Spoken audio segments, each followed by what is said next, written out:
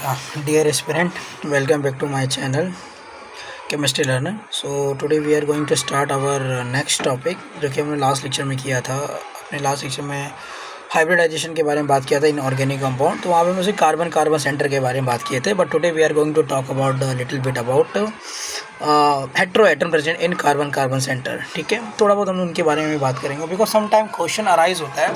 तो जो carbon carbon की बात आती है तो कार्बन कार्बन से वहाँ से हम हाइब्रिडाइजेशन के बारे में ईजिली हम लोग प्रेडिक्ट कर लेते हैं. ठीक है, लेकिन जब हेट्रो एटम आता है तो कुछ बच्चों को कन्फ्यूज़न होता है कि हेट्रो एटम्स में कैसे निकाला जाए. फॉर एग्जांपल यहाँ पे मैं आपको एग्जांपल लेके स्टार्ट करता हूँ. जैसे यहाँ पे टॉपिक डालते हैं आज का. ठीक है, हाइब्रिडाइजेशन ऑफ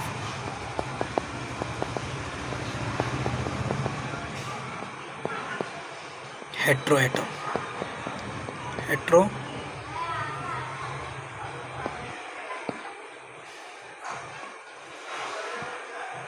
हेट्रो एटम.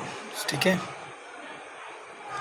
जैसे हम लोग बात करते हैं कोई भी मॉलिक्यूल्स होते हैं. ठीक है, सो मॉलिक्यूल्स मैंने स्टार्ट किया लेना. मैंने ले लिया प्राइमरी अमाइंस. ठीक है, कोई भी प्राइमरी अमाइन ले लो आप. ठीक है, जैसे एक प्राइमरी अमाइन ले लेता हूँ मैं एक. ठीक है, प्राइमरी अमाइन को इस प्रकार का होता है. ठीक है, अब मुझको ये बताना ये वाला सेंटर कौन सा हाइब्रिडाइजेशन है. तो यहाँ पे देखो कार्बन कार्बन सिंगल बॉन्डेड है तो ये sp3 होगा. लास्ट लेक्चर में देखा था ये भी सिंगल बॉन्ड है तो sp3. अब क्वेश्चन ये होता है बताओ ये नाइट्रोजन कौन सा हाइब्रिडाइजेशन शुरू करता है. What is a hybridisation of this nitrogen centre. Okay, so इसका आंसर देने के लिए हमको सबसे पहले केमिकल बॉन्डिंग में जाना पड़ेगा. ठीक है, तो यहाँ पे तो केमिकल बॉन्डिंग की चीज़ अगर आपको नहीं पता तो कोई बात नहीं, मैं आपको कुछ चीज़ बताता हूँ, अब उसको ध्यान में रखिए. ठीक है, तो जब भी आप हेट्रो एटम के बारे में जो आप उसके हाइब्रिडाइजेशन के बारे में बताते हैं तो सबसे पहला काम करने का सबसे पहला ये है कि भैया जिस एटम के बारे में जान रहे हो उस एटम का एटॉमिक नंबर क्या है. पहले एटॉमिक नंबर निकाल लो. तो एटॉमिक नंबर मैंने फाइंड कर लिया. तो नाइट्रोजन का एटॉमिक नंबर होता है 7. उसके बाद सेकंड कहानी होती है कि इसका इलेक्ट्रॉनिक कॉन्फ़िगरेशन निकाल लो. तो नाइट्रोजन की इलेक्ट्रॉनिक कॉन्फ़िगरेशन होती है 1s2 2s2 and 2p3. अब थर्ड चीज़ है कि इसके आउटर मोस्ट सेल में कितने इलेक्ट्रॉन हैं. ठीक है, number of electron in outer shell कितनी होनी चाहिए. यहाँ पे थोड़ा फ़ॉन्ट का साइज में डिक्रीज़ कर दे रहा हूँ बिकॉज फ़ॉन्ट थोड़ा बढ़ा रहा है काफ़ी ज़्यादा. एक मिनट. ठीक है, तो यहाँ पे कितने आ रहे टोटल 5 इलेक्ट्रॉन है. How many 5 electrons are there. ठीक है ना. अब देखो आपने 5 इलेक्ट्रॉन पता चल गया. नाइट्रोजन लिख लो. ठीक है, ये नाइट्रोजन है आपका. ठीक है ना,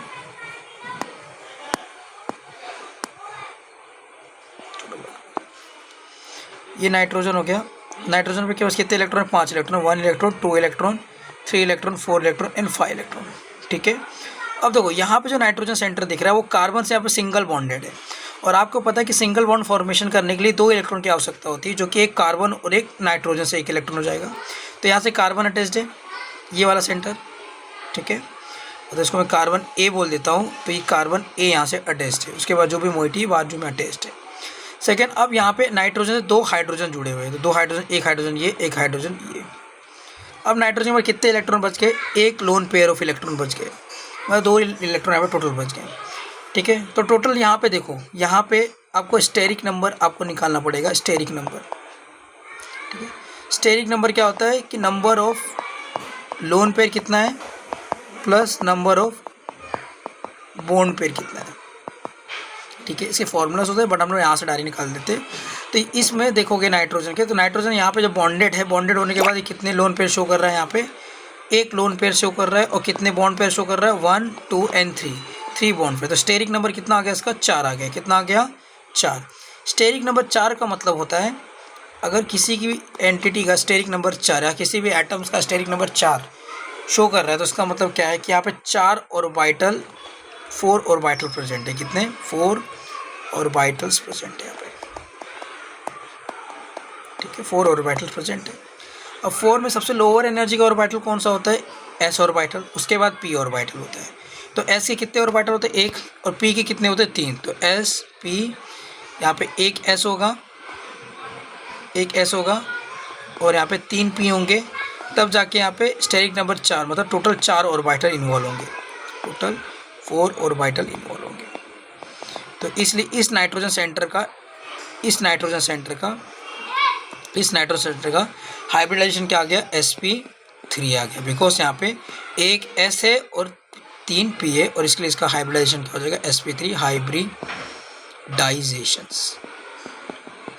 ठीक है, सो ये तो बेसिक मेथड था जो कि आपको पता होना चाहिए। ठीक है, जैसे मैं 1-2 एग्जांपल और ले लेता हूँ। ठीक है, इसके बाद हमारा पूरा हाइब्रिडाइजेशन का पूरी कहानी खत्म हो जाती है। ठीक है, देखो जैसे अगर मैं आपको बोलूँ कि आप कुछ भी कोई भी मॉलिक्यूल ले सकते हो। टेक एन एग्जांपल ऑफ, हम लोग एसिटिक एसिड लेते हैं। ठीक है, क्या लेते हैं, acetic acid.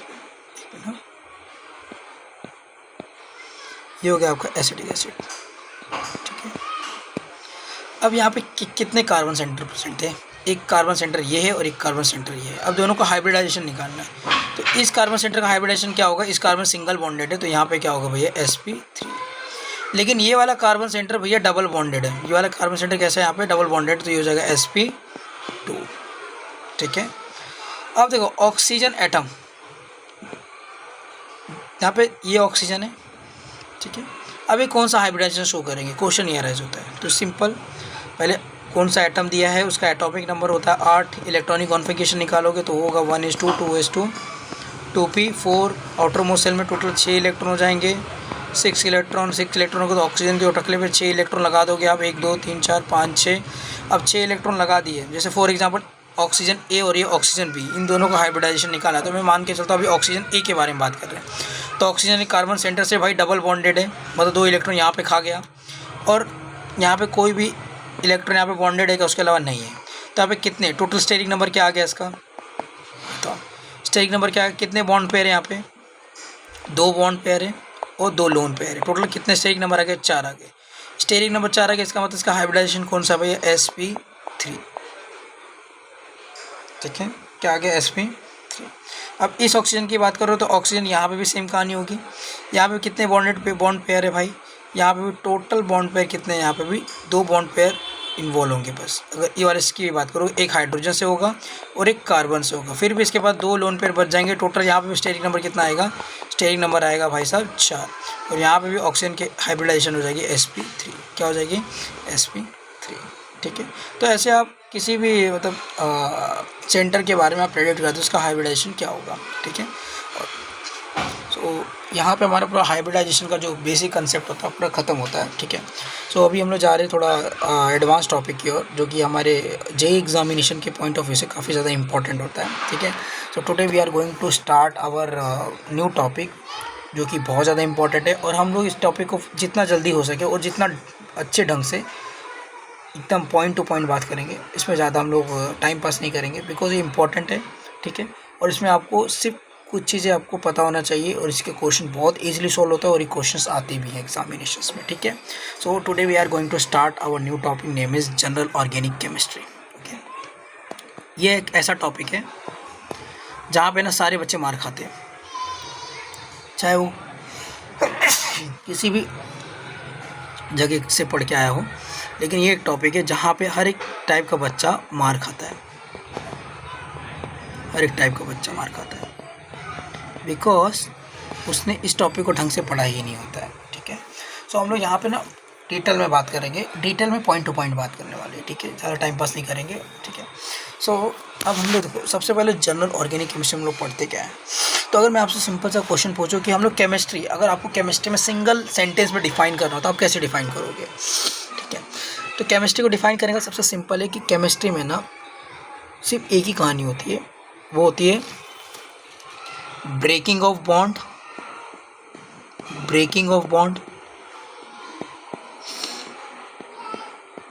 And formation of bond,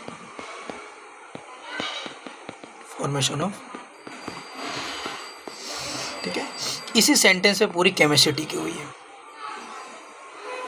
bond का टूटना, बॉन्ड का बनना।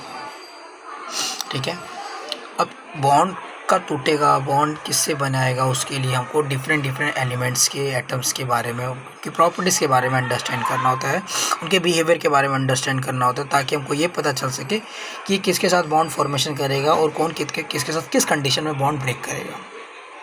ठीक है, सो अब ये जो बॉन्ड ब्रेकिंग और बॉन्ड फॉर्मेशन होता है, ये कैसे किया जाता है, ये होता है या तो आप इलेक्ट्रॉन ट्रांसफ़र करते हो, या तो इलेक्ट्रॉन को अपनी तरफ एब्जॉर्ब करते हो, मतलब इलेक्ट्रॉन को अपनी तरफ अट्रैक्ट करते हो, ठीक है।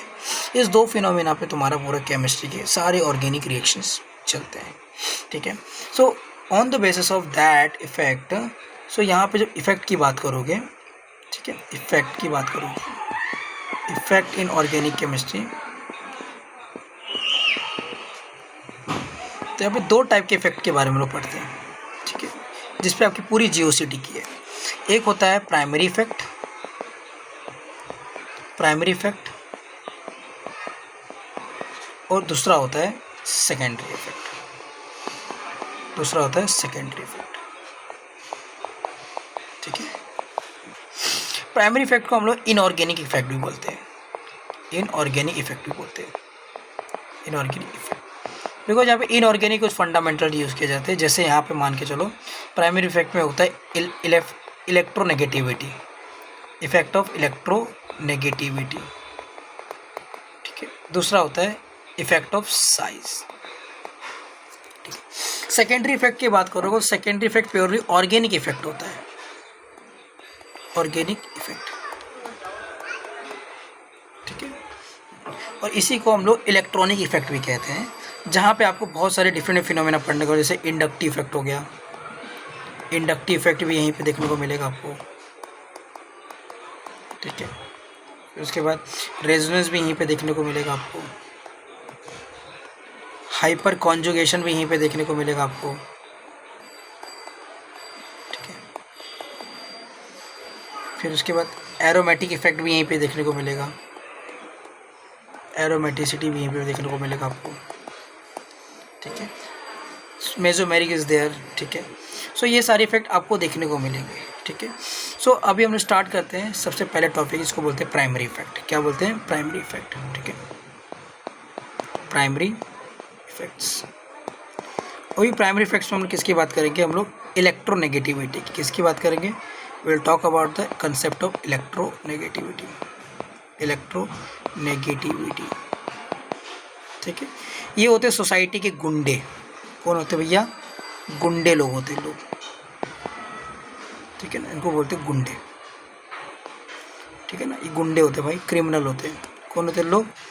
क्रिमिनल। और चोर बोलो इनको, और क्या बोलो? चोर होते हैं,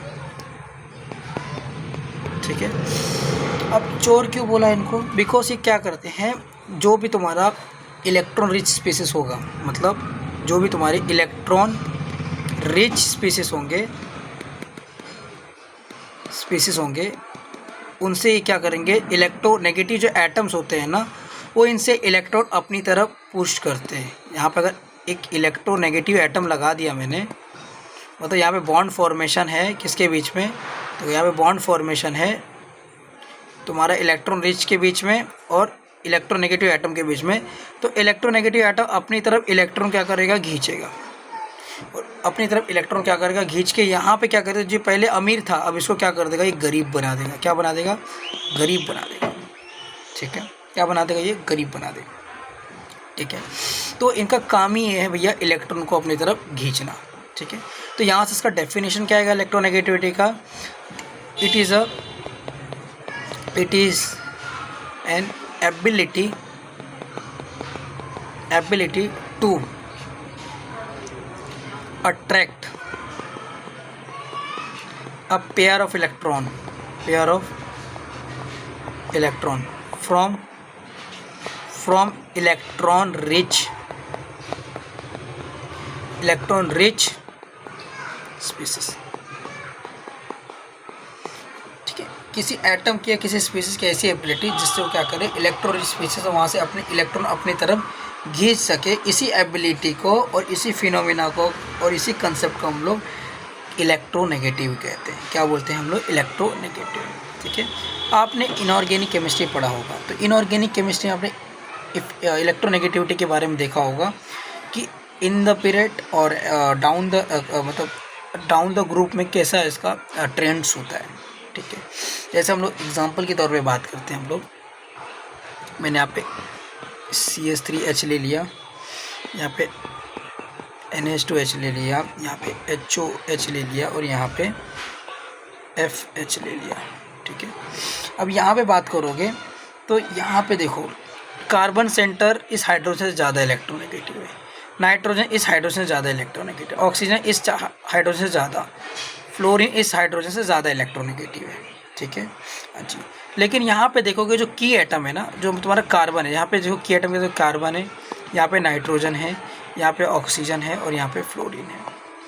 तो जब इन पीरियड की बात करोगे ना फ्रॉम लेफ्ट टू राइट, सो यहाँ से यहाँ जाने पे क्या हो रहा है, एबिलिटी ऑफ आयन इंक्रीज हो रही है, तो एबिलिटी टू अट्रैक्ट इलेक्ट्रॉन किसी आयन्स की इंक्रीज हो रही है, ठीक है ना, और किसी स्पीसीज की इंक्रीज हो रही है। अब इसके पीछे भी देखो भैया रीज़न है क्यों फ्लोरीन ही ज़्यादा इलेक्ट्रोनेगेटिव शो करता है, बिकॉज फ्लोरीन को ऑक्टेट कंप्लीट करने के लिए सिर्फ 1 इलेक्ट्रॉन चाहिए, ऑक्सीजन को 2 चाहिए, नाइट्रोजन को 3 चाहिए और कार्बन को 4 चाहिए। तो फास्ट कौन अपना ऑक्टेट कंप्लीट करेगा, फ्लोरीन करेगा, इसीलिए फ्लोरीन की कैपेसिटी ज़्यादा होती है इलेक्ट्रॉन खींचने की, और फास्ट इलेक्ट्रॉन खींचता है, और इसीलिए उसकी इलेक्ट्रोनेगेटिविटी इन सारों में इनकी सबसे ज़्यादा होती है। इन सारों में ही नहीं, पूरे पीरियोडिक टेबल में फ्लोरीन के जो इलेक्ट्रोनेगेटिविटी है वो काफ़ी ज़्यादा होती है, ठीक है। सो यहाँ से यहाँ जाने पे कार्बन से फ्लोरीन जाते समय लेफ्ट टू राइट क्या हो रहा है, इलेक्ट्रोनेगेटिविटी इंक्रीज हो रही है, क्या हो रही है, इलेक्ट्रोनेगेटिविटी यहाँ पे इंक्रीज हो रही है, ठीक है।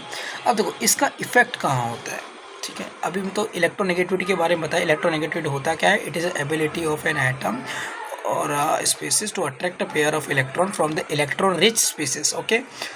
जब भी इलेक्ट्रॉन रिच स्पीसीज के बाद में इलेक्ट्रोनेगेटिव एटम है तो भैया वो अपने तब इलेक्ट्रॉन खींचेगा, और electronegative atom electron rich species से इलेक्ट्रॉन खींचता है भाई, जिसके पास इलेक्ट्रॉन ज़्यादा हो, जो पहले से इलेक्ट्रॉन डेफिशिएंट होगा, मतलब पहले से गरीब होगा, तो चोर उसके घर में चोरी करने कभी नहीं जाता, क्योंकि चोर को पता है भैया कि इसके घर में कुछ ना मिलेगा, तो चोर हमेशा उसके घर में ही जाएगा चोरी करने जिसके घर में पैसा ज़्यादा होगा, मतलब इलेक्ट्रॉन ज़्यादा होगा। और इसी ऐसे टाइप के घर को हम लोग बोलते हैं इलेक्ट्रॉन रिच स्पीसीज, मतलब अमीर।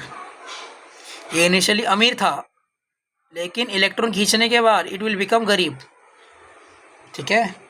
अच्छा, तो ये बात ध्यान में रखो आप लोग। अब देखो इसका कंसेप्ट यूज़ कहाँ होता है, तो आइए हम थोड़ा बहुत लिटिल बिट, हम डिटेल में बात नहीं करेंगे, बट एक सरफेस लेवल पर हम थोड़ा एसिडिटी को जान लेते हैं, ठीक है।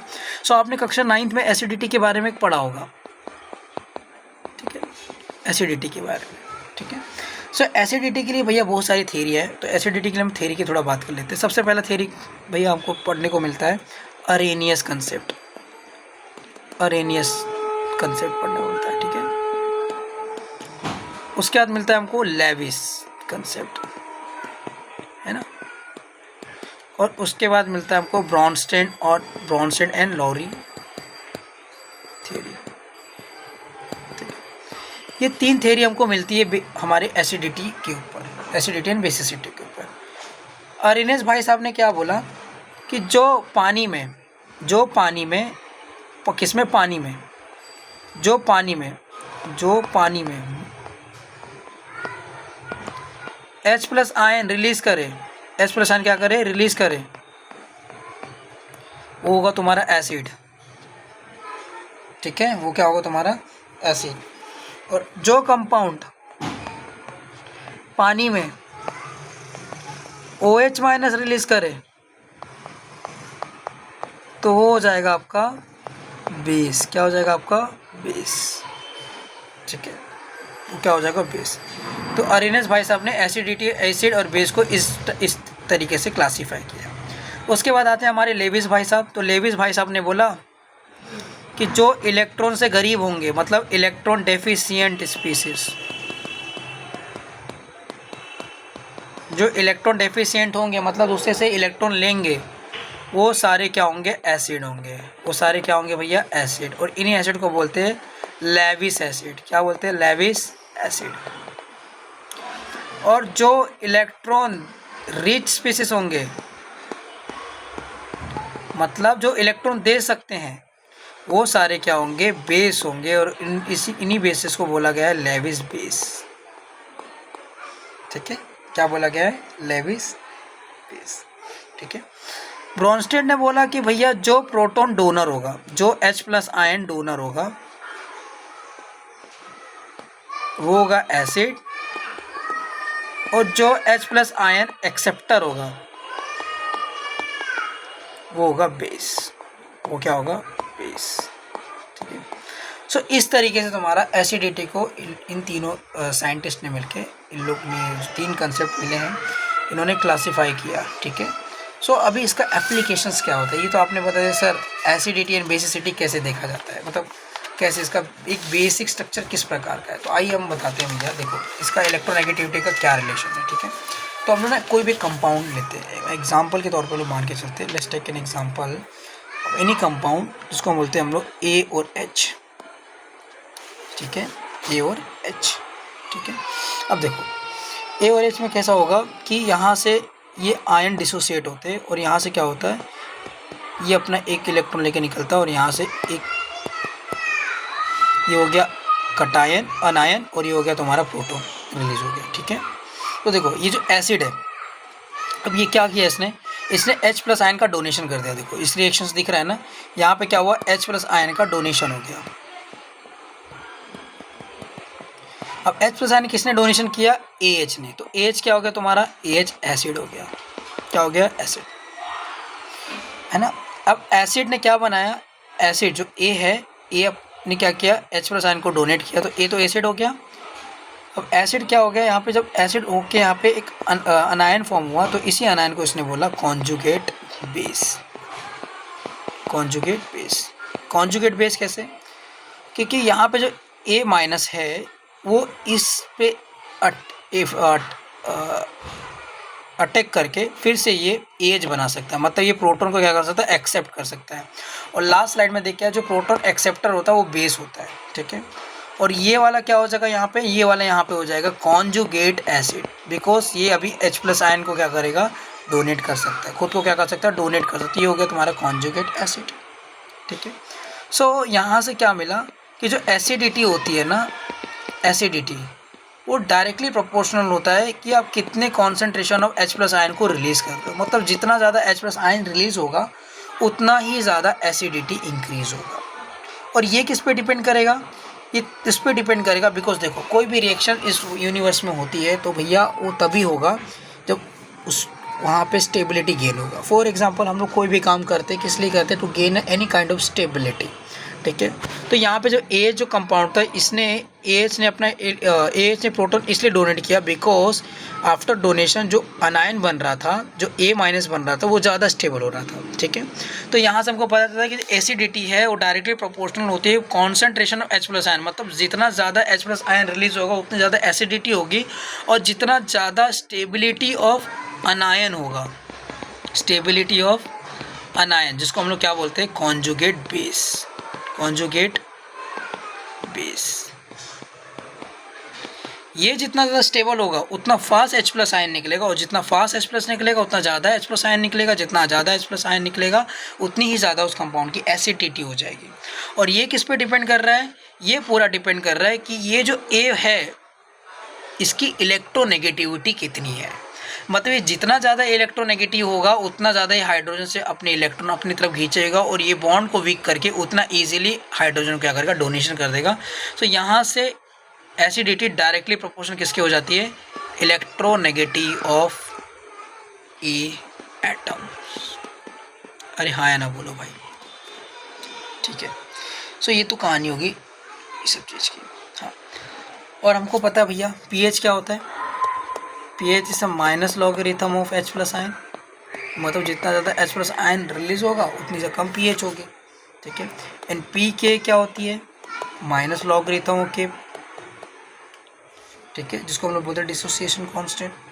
मतलब डिसोसिएशन कांस्टेंट कैसा होगा, जैसे यहाँ पे मैं मान करता हूँ AS था, ठीक है, AS ने यहाँ से क्या किया, एक Ka मान लो, यहाँ पे A माइनस बन जाता है और एक H प्लस आयन डोनेशन कर दिया, ठीक है। तो यहाँ पर डिसोसिएशन कांस्टेंट क्या हो जाएगा तुम्हारा, A माइनस और H प्लस H, ठीक है। अब जो K है किससे डायरेक्टली प्रोपोर्शनल है, H प्लस से, तो मतलब जितना ज़्यादा H प्लस निकलेगा उतना ज़्यादा उसका डिसोसिएशन कांस्टेंट होगा, ठीक है। और जितना ज़्यादा डिसोसिएशन कांस्टेंट होगा उतना कम उसका pK होगा, उतना कम उसका क्या होगा, pK।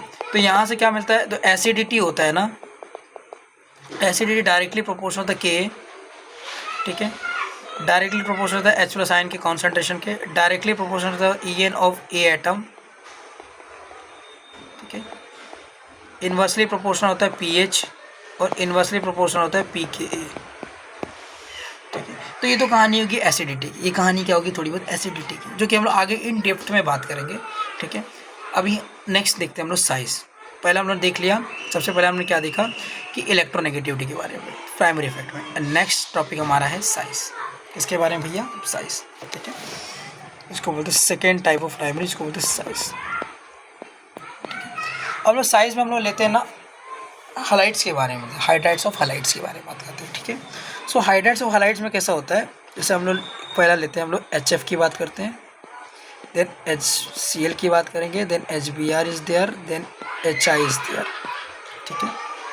अब देखो यहाँ पे हाइड्रोजन, तो यहाँ पे हाइड्रोजन चारों के चारों कंपाउंड में हाइड्रोजन सेम है, बट पहले वाले में फ्लोरीन है जिसका एटॉमिक साइज छोटा है, क्लोरीन उसका थोड़ा बड़ा, ब्रोमीन थोड़ा और बड़ा, और आयोडीन थोड़ा और बड़ा, ठीक है।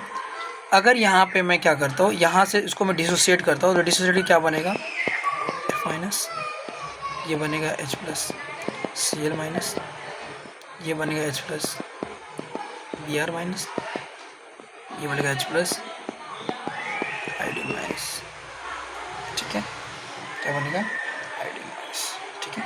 अब देखो ऊपर से जब नीचे आ रहे हो तो इनका देखो कैसा रहता है, इनका बॉन्ड, अगर साइज़ की बात करोगे ना, तो जो HF की बात करोगे तो HF कैसा होगा, HF थोड़ा इतना क्लोज होगा, बिकॉज दोनों छोटे छोटे एटम है। HCl की बात करोगे तो थोड़ा बड़े बड़े एटम है भाई, तो थोड़ा दूरी पे रहेंगे। HBr की बात करोगे थोड़ा और दूरी पे रहेंगे, और HI की बात करोगे मैक्सिमम दूरी पे रहेंगे। सो यहाँ से यहाँ जाने में क्या हो रहा है भैया, साइज़ इंक्रीज़ हो रहा है। क्या हो रहा है, ऊपर से नीचे जाने से क्या हो रहा है, यहाँ पे साइज़ इंक्रीज़ हो रहा है। साइज़ इंक्रीज़ होगा तो यहाँ पे बॉन्ड लेंथ भी देख रहे हो आप लोग, बॉन्ड लेंथ भी क्या हो रहा है, इंक्रीज़ हो रहा है। बॉन्ड लेंथ इंक्रीज़ होगा तो बॉन्ड स्ट्रेंथ क्या हो जाएगा, डिक्रीज़ हो जाएगा। क्या हो जाएगा, डिक्रीज़ हो जाएगा। और बॉन्ड स्ट्रेंथ जितना ज़्यादा डिक्रीज़ होगा उतना ईजिली ये दोनों बॉन्ड ब्रेक हो जाएगा, उतना ईजिली ब्रेक होगा, तो उतना जितना ईजी हाइड्रोजन एंड हाइलाइट्स के बीच में बॉन्ड ब्रेक होगा उतना ही ज़्यादा H प्लस आयन डोनेशन होगा, और उतना ही फास्ट H प्लस आयन का क्या होगा, डोनेशन होगा। सो डाउन द ग्रुप क्या हो जाएगा, यहाँ पे एसिडिटी भी क्या हो जाएगी, इंक्रीज़ हो जाएगी। क्या हो जाएगी, एसिडिटी भाई साहब इंक्रीज़ हो जाएगी, ठीक है, समझा। अच्छा, तो ये बात आपको ध्यान में रखना है, ठीक है। लेकिन ये हमेशा से किसके लिए एप्लीकेबल होता है, साइज़ वाला जो इफेक्ट है वो always applicable in groups only. सिर्फ ग्रुप्स में देखना है इसको, पेरियड्स में कभी साइज़ को नहीं लगाना है, ठीक है। तो ये बात आपको ध्यान में रखना है, ठीक है। सो ये हमारा हो गया भैया प्राइमरी इफेक्ट के बारे में। अब हम लोग हमारे जो मेन टॉपिक है उसके बारे में बात करते हैं, ठीक है, जो कि है तुम्हारा सेकेंडरी इफेक्ट, जहाँ से पूरी ऑर्गेनिक केमिस्ट्री कहानी एक्चुअल में चालू होती है, ठीक है। तो यहाँ पे हम लोग बात करते हैं सेकेंडरी इफेक्ट की, सेकेंडरी इफेक्ट्स, ठीक है। सेकेंडरी इफेक्ट में हम लोग बहुत सारे टाइप्स ऑफ इफेक्ट्स देखेंगे, ठीक है। तो सबसे पहला जो सेकेंडरी इफेक्ट में आता है उसको हम लोग बोलते हैं इंडक्टिव इफेक्ट। पहला आएगा तुम्हारा इंडक्टिव इफेक्ट, इंडक्टिव इफेक्ट, ठीक है।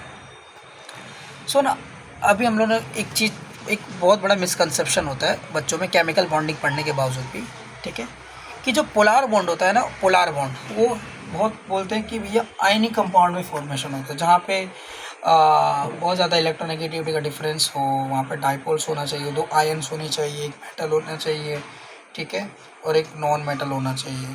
तो कुछ इस टाइप के मिथ्स हैं, ठीक है। पोलार बॉन्ड, जो पोलार मॉलिक्यूल जो बोलते हैं हम लोग, ठीक है।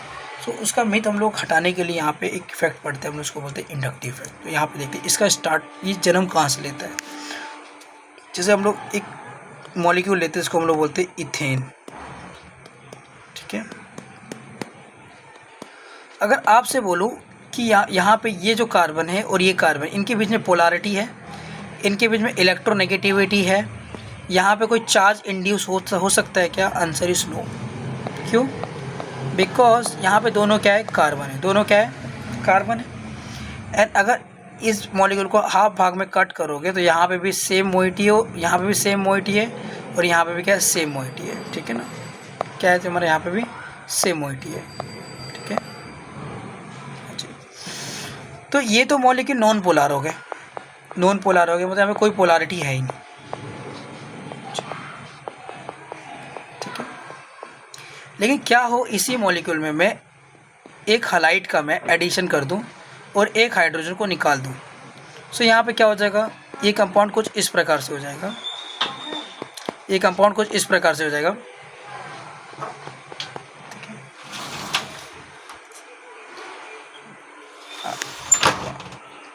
अब यहाँ पे जो हलाइड्स है ये क्या है तुम्हारे, ये जो हाइड्रोजन थे, हाइड्रोजन तो इलेक्ट्रोनेगेटिव नहीं थे, लेकिन हलाइड्स क्या थे, ये इलेक्ट्रोनेगेटिव एटम्स है, इलेक्ट्रोनेगेटिव एटम्स है।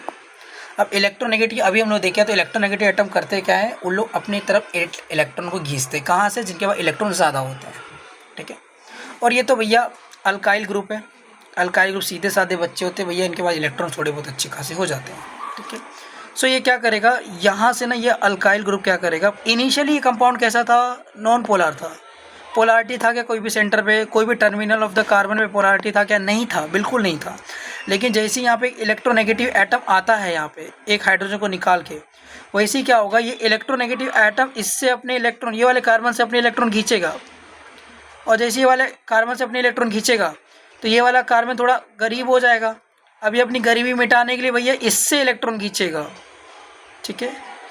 सो यहाँ पे क्या हो गया, यहाँ पे बेसिकली एक इलेक्ट्रोनेगेटिव एटम आने के कारण यहाँ पे पोलराइजेशन का क्या हो गया, इंड्यूस हो गया, क्या हो गया, पोलराइजेशन का इंड्यूस हो जाना किसी भी मॉलिक्यूल में, और इसी टाइप के इफेक्ट को हम लोग बोलते हैं इंडक्टिव इफेक्ट्स। क्या बोलते हैं भाई साहब, इंडक्टिव इफेक्ट्स, ठीक है। सो पहली बात, इंडक्टिव इफेक्ट किसका कंसेप्ट है, it is a concept of electronegativity, और ये सिग्मा बॉन्ड का कंसेप्ट है, ध्यान से सुनो, ये सिग्मा बॉन्ड का कंसेप्ट है, ठीक है ना, हाँ जी। और ये एटम के इलेक्ट्रोनेगेटिविटी पे डिपेंड करता है कि कितना ज़्यादा इलेक्ट्रोनेगेटिव एटम है, ठीक है। सो देखो यहाँ पे इसका डेफिनेशन क्या हो जाएगा,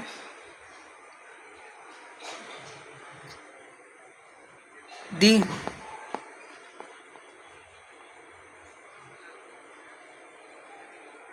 polarisation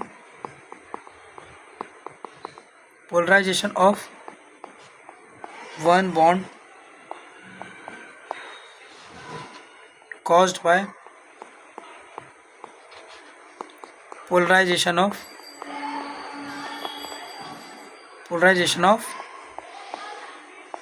adjacent bond due to presence of electronegative atom.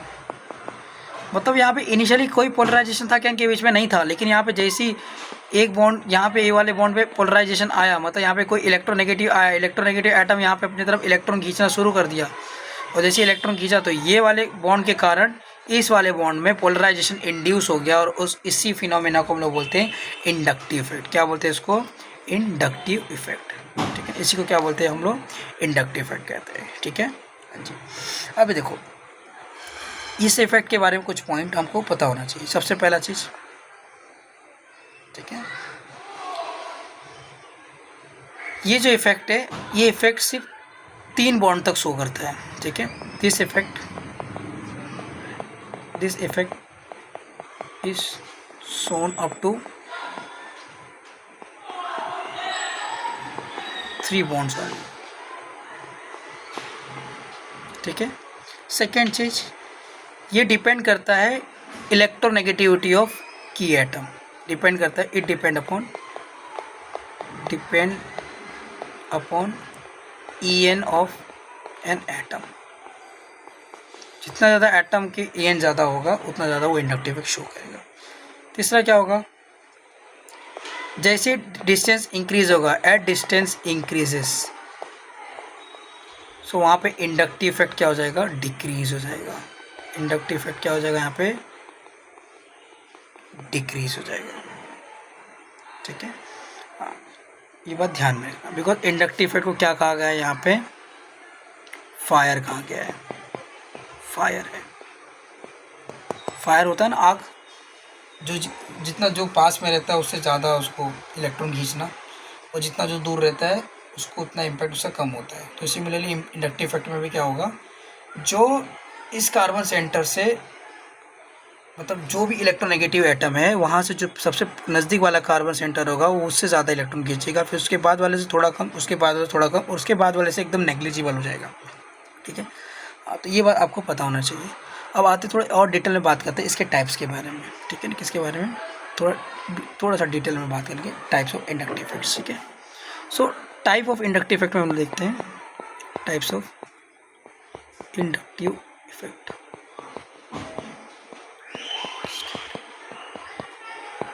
So type of inductive effect में दो टाइप के टाइप्स होते हैं, एक होता है प्लस आई इफेक्ट, एक होता है तुम्हारा प्लस आई इफेक्ट,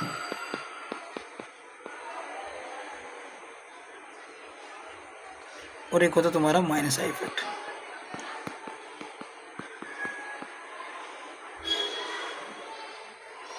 ठीक है, एक होता है तुम्हारा प्लस आई इफेक्ट, एक होता है माइनस आई। थोड़ा कलर में चेंज कर दूँ, आपको थोड़ा मे भी अच्छा नहीं लग रहा होगा, ठीक है। सो प्लस आई इफेक्ट मतलब जो इलेक्ट्रॉन देने वाले ग्रुप, ऐसे इफेक्ट्स कौन शो करेगा जो इलेक्ट्रॉन देंगे, ठीक है। तो this effect is shown by electron donating group, ठीक है। जैसे कि जितने भी hydrocarbon, saturated hydrocarbon, they all show plus I effect, ठीक है ना। All saturated hydrocarbon show plus I effect, ठीक है। सेकेंड चीज, जिनके पास इलेक्ट्रॉन ज़्यादा होगा, है ना, जिनके पास क्या होगा, इलेक्ट्रॉन ज़्यादा होगा, वो भी प्लस आई इफेक्ट शो करेंगे। लोन पेयर होगा, इलेक्ट्रॉन होगा, डोनेशन कर सकते हैं, मतलब किसी को दे सकते हैं, तो वो भी क्या करेंगे, प्लस आई। मतलब all अनायन show plus I effect. जितने अनायंस होते हैं, मतलब नेगेटिव चार्ज स्पीसीज, वो किसी को इलेक्ट्रॉन अपना दे सकते हैं, किसी को इलेक्ट्रॉन अपना दे सकते हैं। सो ये क्या शो कर रहा है, यहाँ पे प्लस आई इफेक्ट शो कर रहा है, ठीक है। लेकिन जब बात करोगे माइनस आई इफेक्ट की, तो माइनस आई इफेक्ट, पहली बात, this effect is shown by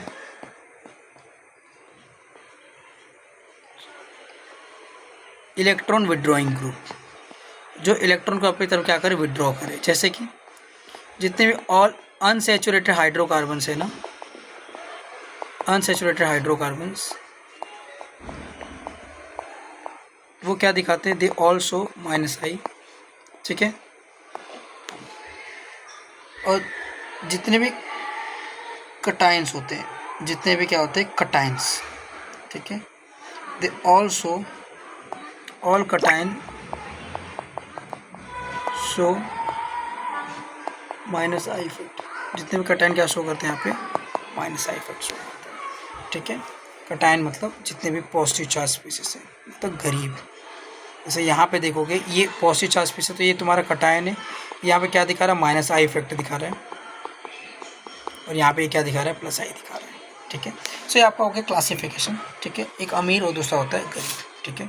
अब नेक्स्ट हम लोग देखते हैं कि कौन अमीर और कौन गरीब, ठीक है, कौन अमीर और कौन गरीब, ठीक है। चलो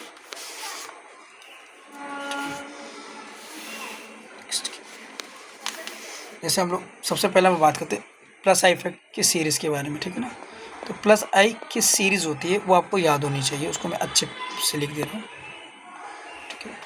और मैं इसको अच्छे से डिस्कस भी करूँगा कि ऐसा क्यों होता है। कौन सा ले लो, यहाँ पे येलो अच्छा रहेगा, रेड ना, ये अच्छा रहेगा, ठीक है। चलो, तो यहाँ पे आ जाते हैं हम लोग। अभी हम लोग देखते हैं प्लस आई, ठीक है। प्लस आई इफेक्ट ऑर्डर, ये आपको बाय हार्ट करना पड़ेगा, ठीक है। और अगर नहीं भी करते तो भी कोई बात नहीं, मैं इसके बारे में बता दूंगा आपको कि ऐसा क्यों होता है, ऐसा शो क्यों करता है, ठीक है। तो यहाँ पे देखो, सबसे पहला आएगा यहाँ पे जितने भी अनायंस होते हैं, क्या होंगे, जितने भी अनायंस। जैसे सबसे पहला आएगा तुम्हारा CH2 माइनस, देन आएगा आपका NH माइनस, देन आएगा आपका ऑक्सीजन माइनस, देन आएगा आपका कार्बोक्सिलेट आयन वाला, ठीक है। देन आएगा आपका अल्काइल का आएगा, जितने भी सारे अल्काइल्स हैं, ठीक है। अब अल्काइल्स में भी आपकी कहानी बहुत अच्छी चलती है। अल्काइल में भी देखिए आप, अल्काइल में भी सबसे पहले यहाँ पे आएगा टर्सरी, सबसे पहले टर्सरी आएगा, ठीक है। टर्सरी हाइड्रोकार्बन्स आएंगे, ये हो गया टर्सरी अल्काइल। देन आपका आएगा सेकेंडरी अल्काइल, ये हो गया सेकेंडरी अल्काइल। और देन आएगा आपका प्राइमरी अल्काइल,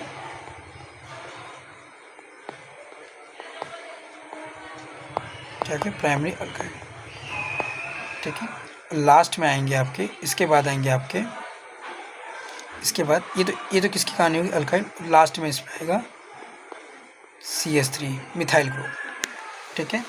अब मिथाइल में भी देखो, अब इसमें भी कहानी चलती है, इस मिथाइल की भी बहुत अच्छी कहानी है, ठीक है। तो इस मिथाइल में देखो, इस मिथाइल में भी, ये पर्टिकुलर मिथाइल की बात कर रहा हूँ, इसमें भी सबसे ज़्यादा तो CT3 होता है, देन CD3 होगा, उसके बाद होगा CH3, ठीक है। अब इसमें ये जो हाइड्रोजन है, तो उसमें भी देखो कहानी क्या चलती है, सबसे ज़्यादा टिटेनियम होगा, फिर ड्यूटेरियम होगा, एंड देन योर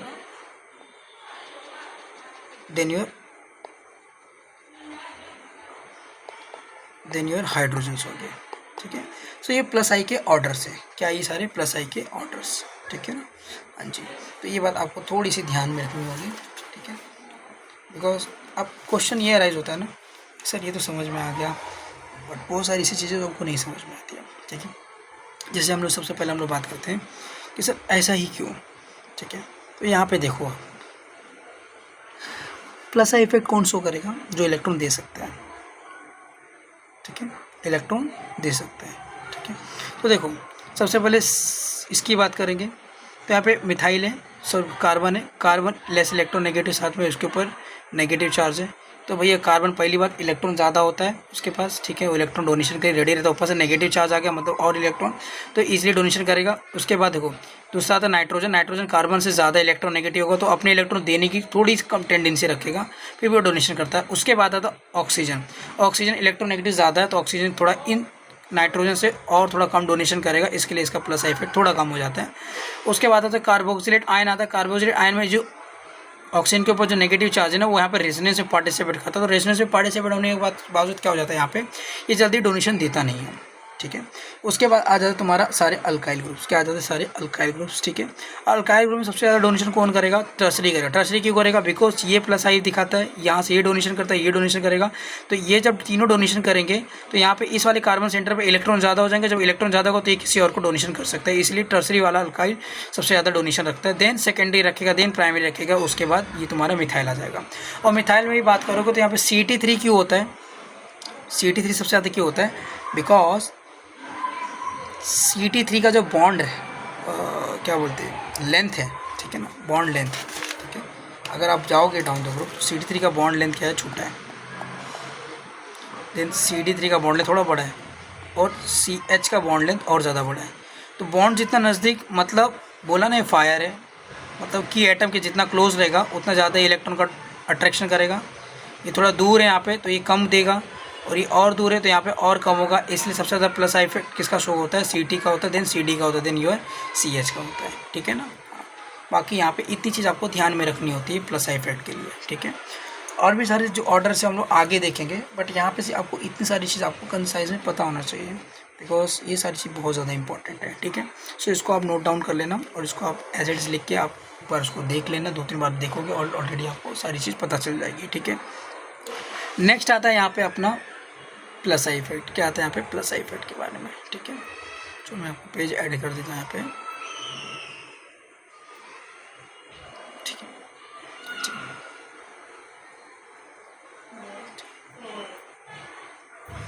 अब प्लस आई इफेक्ट के बारे में बात करते हैं, ठीक है। देखो sorry, minus I effect, next is your minus I effect, ठीक है। माइनस आई इफेक्ट कौन शो करेगा, माइनस आई इफेक्ट जो कि तुम्हारा इलेक्ट्रॉन विड्रॉइंग ग्रुप शो करता है, तो उसके ऑर्डर्स क्या हो जाएंगे। सबसे पहले इसमें आएगा तुम्हारा ये वाला कंपाउंड, ठीक है। देन यहाँ पे आएगा तुम्हारा ये वाला कंपाउंड, इसको आप नोट डाउन कर लेना एज इट इज़, ठीक है। देन यहाँ पे तुम्हारा आ गया ऑक्सीजन के ऊपर हाइड्रोजन्स, ठीक है। फिर आ गया तुम्हारा यहाँ पे नाइट्रोजन के ऊपर फ्लोरीन, देन आ जाएगा तुम्हारा नाइट्रोजन के ऊपर 3 अल्काइल, देन आ जाएगा तुम्हारा नाइट्रोजन के ऊपर 3 हाइड्रोजन, देन आ जाएंगे तुम्हारे ये वाले कंपाउंड, देन आ जाएंगे तुम्हारे ये, देन आ जाएगा आपका साइनाइड ग्रुप, देन आ जाएगा तुम्हारा एसिल क्लोराइड वाला, देन आ जाएगा तुम्हारा अल्डिहाइड वाला, देन आ जाएगा आपका कीटोन का कार्बोनिल सेंटर, देन आ जाएगा आपका ईस्टर का कार्बोनिल सेंटर, देन आ जाएगा आपका कार्बोक्सिलिक एसिड का कार्बोनिल सेंटर, देन आएगा फ्लोरीन आएगा, देन आपका आएगा क्लोरीन आएगा, देन आएगा ब्रोमीन, देन आएगा आयोडीन, उसके बाद आपका आएगा OAr आ जाएगा, उसके बाद आपका आ जाएगा OCH3 आ जाएगा, ठीक है। तो ये सारे आपके ऑर्डर्स हो गए, सारे क्या हो गए आपके ऑर्डर्स। उसके बाद आपके आ जाएंगे यहाँ पे OH आ जाएंगे, देन यहाँ पे आ जाएगा SH आ जाएगा, उसके बाद यहाँ पे आएगा तुम्हारा काइन आएगा, देन एरोमेटिक रिंग आ जाएगा, देन अल्कीन आ जाएगा, और देन योर हाइड्रोजन, ठीक है। देन क्या हो जाएगा तुम्हारा हाइड्रोजन, ठीक है। अब देखो, अब इसकी मैं थोड़ा आपको फंडामेंटल समझाता हूँ, ध्यान से सुनो, ठीक है। जैसे इन तीनों की बात करते हैं, सबसे पहले हम लोग इन तीनों की बात करते हैं, ठीक है। सबसे ज़्यादा इलेक्ट्रॉन कौन खींचेगा?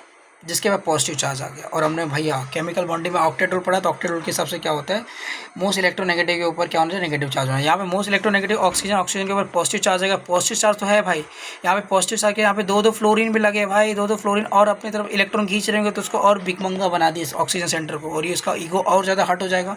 और जब ऑक्सीजन मतलब इलेक्ट्रोनेगेटिव का और ज़्यादा ईगो हट हो गया, मतलब चोर का ईगो हट हो गया, चोर का ईगो हट होगा तो क्या करेगा, चोर और चोरी करेगा भाई, तो ये मजबूती से चोरी करेगा, ठीक है। यहाँ पे देखोगे तो यहाँ पे अब क्वेश्चन ये रह जाता है, सर ये तो समझ में आया, यहाँ पे फ्लोरीन था, फ्लोरीन ज़्यादा, लेकिन सर यहाँ पे हाइड्रोजन और यहाँ पे अल्काइल में, अल्काइल को अभी बता रहे प्लस आई है, तो अल्काइल मतलब इलेक्ट्रॉन देने वाला काम है, इलेक्ट्रॉन देने वाला काम होगा, तो यहाँ पे क्या होगा, इसमें गरीबी नहीं आएगी भाई, ये अपनी तरफ खींचेगा नहीं, यहीं से काम हो जा रहा है। लेकिन तो हाइड्रोजन का इसके पहले आना चाहिए था ना, हाइड्रोजन इसके बाद क्यों आ रहा है, तो यहाँ पर कहानी ये हो जाता है भाई साहब कि यहाँ पर ये जो ऑक्सीजन का बॉन्ड एंगल है ना, R के ग्रुप के कारण, ये जो R ग्रुप है इसके कारण इनका बॉन्ड एंगल है ना बढ़ जा रहा है। कैसे बढ़ जा रहा है उसका मैं अगले स्लाइड में आपको पूरा डिटेल में एक्सप्लेन करता हूँ, ठीक है। तो आओ ध्यान से देखो, जैसे मैं आपको कुछ चीज़ मैं पहले बता दे रहा हूँ, ये वाला ट्रेंड है, ये इलेक्ट्रोनेगेटिव के ऊपर है, ठीक है। तो ये वाला ट्रेंड इलेक्ट्रोनेगेटिव के बेसिस पे, ठीक है, ये बात भी ध्यान रखना है आपको, ठीक है। अच्छा, ये वाले भी ट्रेंड देखोगे तो ये भी इलेक्ट्रोनेगेटिविटी की बेसिस पे, ठीक है। हाँ, बाकी यहाँ पे जितनी भी चीज़ें उनमें मैं आपको डिटेल में बताता हूँ कैसे क्या कैसे हो रहा है। ये CL है तुम्हारा, ये ध्यान में रखना, ठीक है। तो ये आप नोट डाउन कर लेना अच्छे से, ठीक है। अब मैं आपको ना इसको थोड़ा डिटेल में एक अच्छे से थोड़ा प्रॉपर वे में बता देता हूँ कि ऐसा होता है क्यों है। जैसे हमको क्या पता है कि जो इलेक्ट्रोनेगेटिव होता है ना, वो डायरेक्टली प्रोपोर्शनल होता है परसेंटेज S कैरेक्टर से, और परसेंटेज S कैरेक्टर होता है डायरेक्टली प्रोपोर्शनल बॉन्ड एंगल से, और बॉन्ड एंगल डायरेक्टली प्रोपोर्शनल होता है माइनस आई इफेक्ट से। मतलब जितना ज़्यादा इलेक्ट्रोनेगेटिविटी बढ़ेगी, मतलब उतना ज़्यादा इलेक्ट्रॉन खींचने की टेंडेंसी बढ़ेगी, और जितना ज़्यादा इलेक्ट्रॉन खींचने की टेंडेंसी बढ़ेगी उतना ज़्यादा माइनस आई इफेक्ट शो करेगा, ठीक है।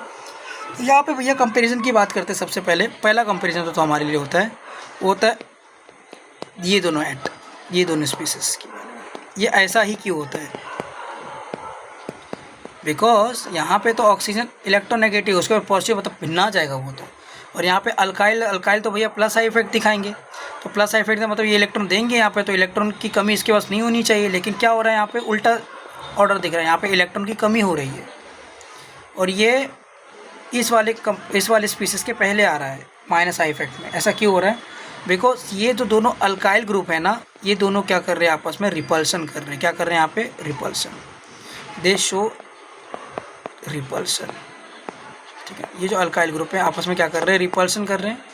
लेकिन यहाँ पे बात करोगे तो यहाँ पे जब ये हाइड्रोजन, तो हाइड्रोजन छोटे छोटे दिन के बीच में रिपल्सन नहीं होगा, और ये रिपल्सन होगा तो यहाँ पे क्या हो जाएगा, यहाँ पे बॉन्ड एंगल इंक्रीज हो जाएगा। क्या हो जाएगा, बॉन्ड एंगल इंक्रीज होगा। और अभी हम लोग देखें कि बॉन्ड एंगल इंक्रीज होगा मतलब इलेक्ट्रोनेगेटिविटी इंक्रीज होगा। इलेक्ट्रोनेगेटिविटी इंक्रीज मतलब परसेंटेज एच कैरेक्टर इंक्रीज होगा। और अगर परसेंटेज एच कैरेक्टर इंक्रीज होगा तो यहाँ पे माइनस आई इफेक्ट शो करेगा ही ज़्यादा। इसलिए इसका ऑर्डर कैसा होता है, इस प्रकार होता है, ठीक है। ये पहला हो गया। दूसरे की बात करोगे तो आइए दूसरे को देखते हैं। दूसरा ऑर्डर वहाँ पे देखोगे आप तो एक ये ऑर्डर है, चल सर हमको सही बता दिया, ये वाला भी। तो ये वाला भी किसके बेसिस पे है, ये वाला भी आपको कैसे दिख रहा होगा, ये वाला भी तुम्हारा बॉन्ड एंगल वाले कंसेप्ट के बेसिस है, जिससे क्या होगा तुम्हारा ऑर्डर कुछ इस प्रकार दिख रहा है, ठीक है ना। ये भी कौन सा कंसेप्ट है, बॉन्ड एंगल वाले कंसेप्ट से, ठीक है ना। किस पे हो रहा है तुम्हारा, बॉन्ड एंगल वाले कंसेप्ट पे, ठीक है। तो ये बात भी आपको ध्यान में आएगा, ठीक है। अब नेक्स्ट आता है तुम्हारा जो सबसे मेन चीज़ होगा ना यहाँ पे, वो होगा ऑक्सीजन AR और ऑक्सीजन CH3 और यहाँ पे ऑक्सीजन H। अब देखो ये हो गया अल्फ़ा 1 बोल दो, इसको बोलते बॉन्ड एंगल 2, इसको बोलते हैं बॉन्ड एंगल 3, ठीक है।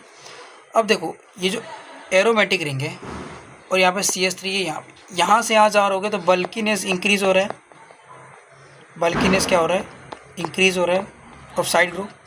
तो बल्कीनेस इंक्रीज होगा तो ये वाला सेंटर है और इन दोनों के बीच में क्या होगा, रिपल्सन होगा। यहाँ पे थोड़ा कम रिपल्सन, यहाँ पे ज़्यादा रिपल्सन होगा, यहाँ पे थोड़ा कम होगा और यहाँ पे नेग्लिजिबल होगा। सो यहाँ पे जो बॉन्ड एंगल रहेगा तो बॉन्ड एंगल सबसे ज़्यादा किसका होगा, अल्फ़ा होगा 1 होगा, देन अल्फ़ा 2 होगा, देन अल्फ़ा 3 हो जाएगा, ठीक है। और बॉन्ड एंगल किसके प्रोपोर्शनल होता है, माइनस आई के, इसीलिए ये ऑर्डर कुछ इस प्रकार शो कर रहा है जैसे यहाँ पे दिख रहा है, ठीक है। सो इसी के साथ ना अपना जो पहला जो लेक्चर है जनरल ऑर्गेनिक केमिस्ट्री का, उसके सारे कंसेप्ट कंप्लीट होते हैं, ठीक है। Next time we will discuss electrophilicity, ठीक है ना। इसमें आने को टॉपिक आता है, उसको बोलते हैं इलेक्ट्रोफिलिसिटी। सो अभी हम पूरा चीज़ हम लोग कंसाइज कर लेते हैं कि आज के लेक्चर हम लोगों ने क्या क्या देखा, ठीक है। सो समरी का अगर मैं नोट करूँ यहाँ पे, समरी के लिए बताओ कौन सा पेन ले लो, एक समरी के लिए ले लेता ये वाला, ठीक है। तो यहाँ पे मैं लिखता हूँ समरी, आज के लेक्चर समरी क्या था। समरी का मैं थोड़ा पेन का टाइप भी सेट कर देता हूँ, फाउंटेन ले लेता हूँ, ठीक है। समरी में सबसे पहला क्या देखा अपन ने, सबसे पहला देखा हम लोगों ने इफ़ेक्ट्स के बारे में बात किया, किसके बारे में बात हो, इफ़ेक्ट्स, ठीक है। इफ़ेक्ट्स के बारे में बात किया। इफ़ेक्ट्स हम लोग 2 टाइप के इफ़ेक्ट्स पढ़े थे हम लोग ने, पहला था प्राइमरी इफेक्ट पढ़ा था और दूसरा सेकेंडरी इफेक्ट पढ़ा था। प्राइमरी 2 इफेक्ट पढ़े थे हम लोगों ने, इलेक्ट्रोनेगेटिविटी वाला इफेक्ट पढ़ा था और एक पढ़ा था हम लोगों ने साइज वाला इफेक्ट। यहाँ पे बहुत सारे टाइप्स के इफेक्ट है लेकिन हम लोगों ने सिर्फ यहाँ पे इंडक्टिव पढ़ा आज, ठीक है। यहाँ पे बात करोगे तो अक्रॉस द पीरियड क्या हो रहा है यहाँ पे, अगर इसकी बात करोगे तो लेफ़्ट टू राइट क्या हो रहा है, लेफ़्ट टू राइट क्या हो रहा था, इलेक्ट्रोनेगेटिविटी इंक्रीज़ हो रहा था और डाउन द ग्रुप क्या हो रहा था, इलेक्ट्रोनेगेटिविटी डिक्रीज़ हो रहा था। और यहाँ से क्या हमको पता चला, एसिडिटी के बारे में पता चला कि एसिडिटी क्या होता है, यहाँ पे डायरेक्टली प्रोपोर्शनल होता है इलेक्ट्रोनेगेटिविटी के, डायरेक्टली प्रोपोर्शनल होता है स्टेबिलिटी ऑफ अनायन के, जिसको हम लोग कॉन्जुगेट बेस बोलते हैं। डायरेक्टली प्रोपोर्शनल होता है बॉन्ड एंगल के, directly proportional percentage S character के, ठीक है। और डायरेक्टली प्रोपोर्शनल होता है माइनस आई इफेक्ट के, ठीक है। साइज़ की बात करोगे तो साइज़ हम लोग हमेशा इन ग्रुप में अप्लाई करेंगे, इन द ग्रुप में अप्लाई करेंगे, ग्रुप में, ठीक है। डाउन द ग्रुप जाओगे तो डाउन द ग्रुप जाने से साइज़ क्या हो रहा था, इंक्रीज़ हो रहा था। साइज़ इंक्रीज़ हो रहा था तो HX वाले जितने भी मॉलिक्यूल थे, where X is your fluorine, chlorine, bromine and iodine. तो यहाँ पे क्या हो रहा था, डाउन द ग्रुप क्या हो रहा था, HX की बॉन्ड लेंथ इंक्रीज हो जा रही थी और बॉन्ड स्ट्रेंथ डिक्रीज हो रहा था, जिससे H प्लस आयन का कॉन्सेंट्रेशन इंक्रीज हो जा रहा था और यहाँ से एसिडिटी भी क्या हो रही थी, यहाँ पे इंक्रीज हो जा रही थी। और ये सोना फिर उसके हम लोगों ने पढ़ा टाइप्स ऑफ इंडक्टिव इफेक्ट। तो टाइप्स ऑफ इंडक्टिव में हम लोग पहला पढ़ा प्लस आई इफेक्ट और दूसरा पढ़ा हम लोगों ने माइनस आई इफेक्ट्स के बारे में। ठीक है, plus I and minus I effect. Plus I कौन दिखाता है, जो इलेक्ट्रॉन देने वाले हो, और ये कौन दिखाएगा, इलेक्ट्रॉन लेने वाले। ठीक है, बाकी हमने इनके ऑर्डर के बारे में बात किया था। This is all about today's lecture. ठीक है, सो अब सारे नोट्स अच्छे से बना लेना और उसको रिवाइज करो। ठीक है, मिलते हैं हम लोग नेक्स्ट लेक्चर में। Thank you for attending my lecture. Thank you, bye, see you soon in next lecture. Stay tuned.